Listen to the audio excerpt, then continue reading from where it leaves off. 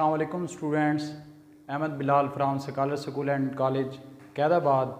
आज जो हम केमिस्ट्री का लेक्चर पढ़ने जा रहे हैं वो है nature of bonding and properties, यानी बॉन्डिंग की नेचर क्या है और फिर उसके लिहाज से उसकी प्रॉपर्टीज़ क्या हैं। तो यहाँ पर हम सबसे पहले जो है बॉन्डिंग पढ़ेंगे और जो कंपाउंड पढ़ेंगे वो है ionic compound. Ionic compound, ionic compound क्या होता है इससे पहले देख लेते हैं। आयोनिक कंपाउंड पॉजिटिव और नेगेटिव आयंस के दरमियान जो फोर्स ऑफ अट्रैक्शन है उसके नतीजे में वजूद में आता है। यानी हम कह सकते हैं आयोनिक कंपाउंड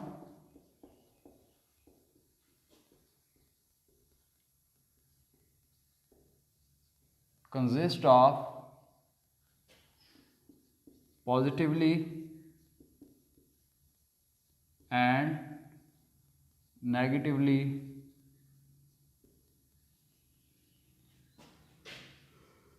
चार्ज्ड आयंस। यानी आयोनिक कंपाउंड जो है वो पॉजिटिव और नेगेटिव चार्ज आयंस के दरमियान जो फोर्स ऑफ अट्रैक्शन होती है उसके नतीजे में जो आयोनिक फोर्स पाई जाती है आयंस के दरमियान, उसके नतीजे में आयोनिक कंपाउंड वजूद में आता है। फॉर एग्जांपल जैसे कि ये सोडियम आयन है और ये क्लोराइड आयन है। सोडियम पहले था, इसने इलेक्ट्रॉन जब दिया तो इस पर पॉजिटिव चार्ज आ गया, क्लोरीन ने जब इलेक्ट्रॉन गेन किया तो नेगेटिव चार्ज आ गया। तो यहाँ पर इलेक्ट्रोस्टैटिक फोर्स ऑफ अट्रैक्शन पाई जाती है। इलेक्ट्रोस्टैटिक फोर्स ऑफ अट्रैक्शन यानी अपोजिट चार्ज हो तो वो एक दूसरे को एक फोर्स से खींचते हैं, जिसे फोर्स ऑफ अट्रैक्शन का नाम देते हैं और इसे आयोनिक बॉन्ड का नाम देते हैं। तो इस आयोनिक कंपाउंड वो कंपाउंड होता है जिसमें आयंस के दरमियान जो है वो आयोनिक बॉन्ड पाया जाए तो उसके नतीजे में आयोनिक कंपाउंड वजूद में आता है। तो अब हम आयोनिक कंपाउंड की प्रॉपर्टीज़ के बारे में स्टडी करते हैं। प्रॉपर्टीज़ के अंदर सबसे पहली प्रॉपर्टी जो है आयोनिक कंपाउंड की, आयोनिक कंपाउंड ज़्यादातर सॉलिड हालत में एग्जिस्ट करते हैं। मोस्टली आयोनिक कंपाउंड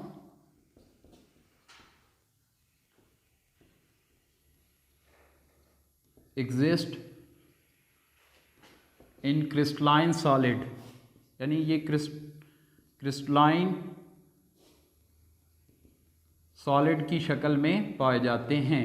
जैसे कि हमारे पास नमक है, खाने का नमक, ये क्रिस्टल्स की हालत में पाया जाता है, सॉलिड हालत में पाया जाता है। और जब आयोनिक कंपाउंड सॉलिड हालत में पाए जाते हैं तो उस दौरान दूसरी प्रॉपर्टी इनकी ये होती है कि ये सॉलिड हालत में बैड कंडक्टर ऑफ इलेक्ट्रिसिटी होते हैं, यानी अपने अंदर से करंट को नहीं गुजरने देते। दूसरी प्रॉपर्टी जो है वो ये है in solid state ionic compound are bad conductor of electricity. Electricity यानी अपने अंदर से सॉलिड हालत में, जैसे कि हम नमक ले लें, खाने का नमक NaCl जिसका फार्मूला है। अब इसे अगर हम करंट फ्राहम करें बैटरी के साथ, बैटरी के साथ इसे जोड़ दें तो इसमें से करंट पास नहीं हो सकता जब NaCl सॉलिड स्टेट में होता है।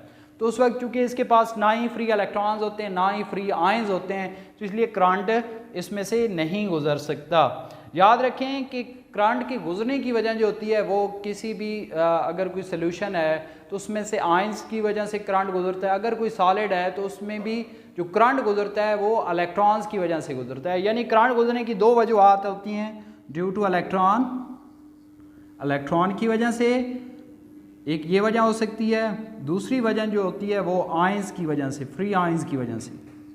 इन दो वजूहत की वजह से किसी भी चीज़ में से करंट गुजरता है। तो यहाँ पर फ्री आयंस नहीं होते इसलिए इसमें से करंट नहीं गुजर सकता। तो इसलिए सॉलिड स्टेट के अंदर जो आयोनिक कंपाउंड जब पाए जाते हैं तो वो अपने अंदर से करंट को नहीं गुजरने देते। एक ये इनकी प्रॉपर्टी होती है। तीसरी प्रॉपर्टी हम यूँ कह सकते हैं कि आयोनिक कंपाउंड को जब हम डिज़ोल्व करते हैं वाटर के अंदर, चूँकि यूनिवर्सल सॉल्वेंट कहा जाता है वाटर को, हाइड्रोजन बॉन्डिंग पाई जाती है। हम देखें तो आयोनिक कंपाउंड को जैसे NaCl है, ionic compound dissolve in water, जब इन्हें हम पानी के अंदर डिज़ोल्व करते हैं, हल करते हैं, तो पानी का डाई इलेक्ट्रिक कांस्टेंट बहुत ज़्यादा होता है, यानी कि ये आयंस को आयनिक कंपाउंड के अंदर जो आयंस होते हैं उन्हें अलहदा कर सकता है। अलहदा करने की वजह से यहाँ पर ये हमारे पास एक बीकर है, अगर हम इसमें पानी ले लें और इसके अंदर हम NaCl वो डाल दें, तो NaCl को के आयंस को पानी दोनों आयंस को सेपरेट कर देता है, अलहदा कर देता है। अब आयंस की वजह से अगर हम इन्हें करंट फ्राहम करें, यानी ये इलेक्ट्रिक रॉड लगा दें और फिर इन दोनों रॉड्स को बैटरी के साथ जोड़ दें, अब इस बैटरी के साथ जब हम जोड़ेंगे तो यहाँ से करंट गुजर सकता है। इस चीज़ को हम चेक कर सकते हैं कि यहाँ पर अगर हम एक लैंप बल्ब लगा दें तो ये रोशन हो जाता है, ठीक है। जब करंट फ्राहम किया जाता है तो करंट इन आयंस की वजह से इसमें से पास हो सकता है और इस चीज़ को हम देख सकते हैं कि करंट गुजर रहा है। तो NaCl जब पानी के अंदर या आयनिक कंपाउंड पानी में हल किए जाते हैं तो पोलर सॉल्वेंट के अंदर हल होने की वजह से आयनिक कंपाउंड इलेक्ट्रिसिटी के अच्छे कंडक्टर हो जाते हैं। यानी बात ये समझने वाली है कि आयनिक कंपाउंड जब सॉलिड स्टेट में होते हैं तो अपने अंदर से करंट को नहीं गुजरने देते, लेकिन जब मॉल्टन स्टेट पिघली हालत में होते हैं या पानी में जब इन्हें डिज़ोल्व किया गया होता है तो फिर ये इलेक्ट्रिसिटी को आसानी से गुजरने देते हैं। नेक्स्ट प्रॉपर्टी जो आयनिक कंपाउंड की है वो है कि high melting and boiling point. इनके मेल्टिंग एंड बॉइलिंग पॉइंट बहुत ज़्यादा होते हैं। High melting point and boiling point, melting point और बॉइलिंग पॉइंट बहुत ज़्यादा होते हैं। जैसे कि हम हमारे पास NaCl है, तो NaCl का जो मेल्टिंग पॉइंट है वो 800 डिग्री सेंटीग्रेड है। डिग्री सेंटीग्रेड जो है ये टेम्परेचर का यूनिट है, पे मैश किया जाता है टेम्परेचर को। इसी तरह इसका बॉइलिंग पॉइंट जो होता है 1413 डिग्री सेंटीग्रेड होता है, ठीक है। तो जो कि बाकी चीज़ों के मुकाबले में जो पोलर या नॉन पोलर होते हैं उनके मुकाबले में इनके मेल्टिंग और बॉइलिंग पॉइंट आयोनिक कंपाउंड के बहुत ज़्यादा होते हैं, और आयोनिक कंपाउंड जो है सिर्फ पोलर सॉल्वेंट में हल हो सकते हैं। आयोनिक कंपाउंड के बाद जो हमने प्रॉपर्टीज़ पढ़नी है वो कोवलेंट कंपाउंड की पढ़नी है। तो सबसे पहले कोवलेंट कंपाउंड की डेफिनेशन देखते हैं कि क्या होता है। तो कोवलेंट कंपाउंड हमने कोवलेंट बॉन्ड पढ़ा था, तो वो कंपाउंड जो जिसके अंदर कोवलेंट बॉन्ड मौजूद हो उस सब्सटेंस को कोवलेंट कंपाउंड का नाम दिया जाता है। यानी कोवलेंट कंपाउंड ऐसे कंपाउंड होते हैं जिसमें एटम्स के दरमियान इलेक्ट्रॉन की शेयरिंग होती है, तो उसके नतीजे में जो कंपाउंड वजूद में आता है उस कंपाउंड को कोवलेंट कंपाउंड का नाम देते हैं। तो covalent compound made up of molecules that are formed by mutual sharing of electron between atom, यानी एटमों के दरमियान जब म्यूचुअल शेयरिंग होती है, दोनों एटम या ज़्यादा एटम जो होते हैं वो इलेक्ट्रॉन का इश्तराक करते हैं, तो उसके नतीजे में जब मॉलिक्यूल्स वजूद में आते हैं तो वो मॉलिक्यूल्स जब डिफरेंट एटम्स पर मुश्तमिल हों और उनके दरमियान इलेक्ट्रॉन के इश्तराक के नतीजे में वो वजूद में आएँ, तो उन मॉलिक्यूल्स को हम कोवलेंट कंपाउंड का नाम देते हैं। यहाँ पर कुछ एग्जाम्पल उनकी लिख लेते हैं। एक एग्जाम्पल हमारे पास H2O है जो जिसका रोज़मर्रा ज़िंदगी में बहुत ज़्यादा अहमियत है।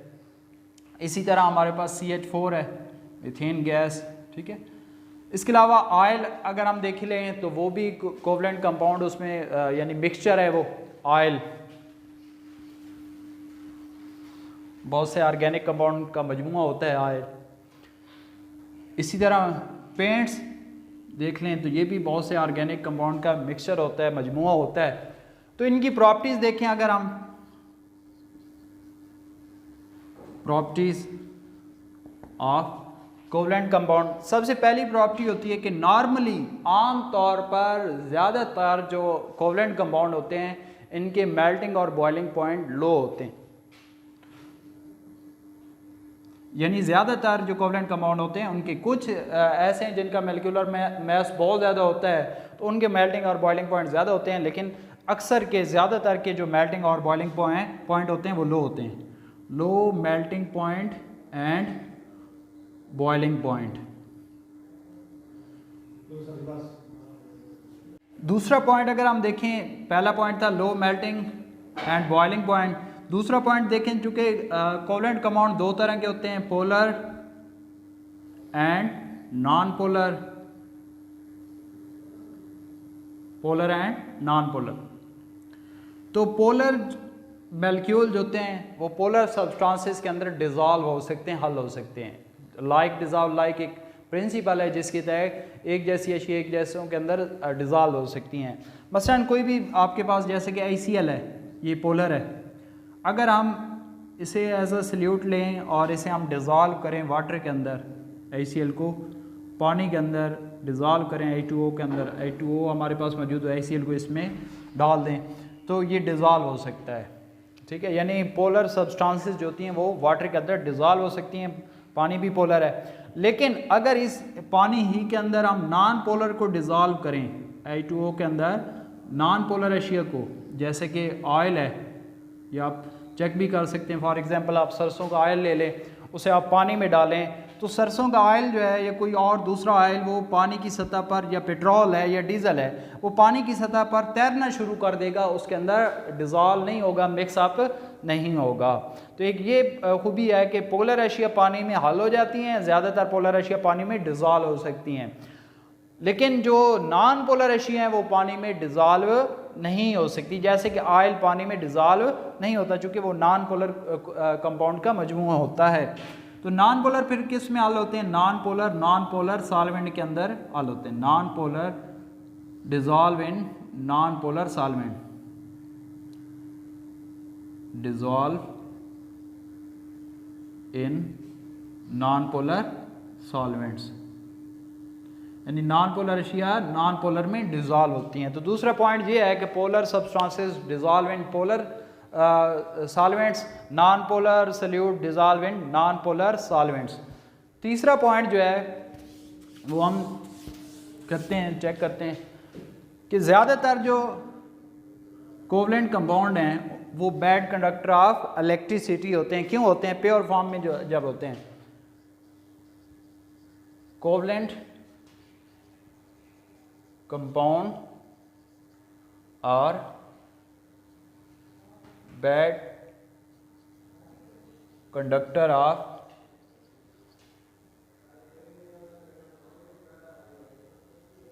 इलेक्ट्रिसिटी।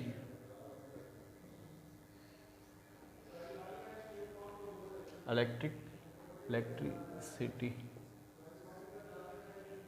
बैड कंडक्टर होते हैं इलेक्ट्रिसिटी के। कोवलेंट कंपाउंड और bad conductor of electricity, covalent compound जो होते हैं वो इलेक्ट्रिसिटी के नाकिस कंडक्टर होते हैं, यानी अपने अंदर से करंट को नहीं गुजरने देते। क्यों नहीं गुजरने देते? चूँकि इनके पास फ्री इलेक्ट्रॉन्स या फ्री आयंस नहीं होते। जैसे कि अगर हम पानी लें, वाटर, अगर हम इसे वाटर ले लें और इसे एक बीकर के अंदर लें और यहाँ पर रॉड लगा दें और इन रॉड को हम बैटरी के साथ जोड़ दें और इसको चेक करने के लिए यहाँ पर कोई भी इलेक्ट्रिक डिवाइस लगाई जा सकती है। तो जब हम करंट बैटरी के थ्रू इसे फ्राहम करेंगे तो ये अपने अंदर से करंट को नहीं गुजरने देगा, यानी कि लैंप जो है वो ऑफ ही रहेगा, रोशन नहीं होगा। यानी प्योर स्टेट के अंदर कोवलेंट कंपाउंड जो होते हैं वो इलेक्ट्रिसिटी के बैड कंडक्टर होते हैं, अपने अंदर से करंट को नहीं गुजरने देते। ये एक इनकी प्रॉपर्टी होती है। जैसे कि ऑयल है, ऑयल में से भी करंट पास नहीं हो सकता, लेकिन अगर कोई कोवलेंट कंपाउंड जैसे कि ACL है पानी में डिज़ोल्व हो सकता है, अगर उसे हम पानी में हल कर दें तो उस सूरत में ये इलेक्ट्रिसिटी को गुजरने देते हैं। इसके बाद नेक्स्ट पॉइंट जो चौथा पॉइंट है वो ये है कि अगर लार्ज मॉलिक्यूलर साइज हो कोवलेंट कंपाउंड का, लार्ज मॉलिक्यूल्स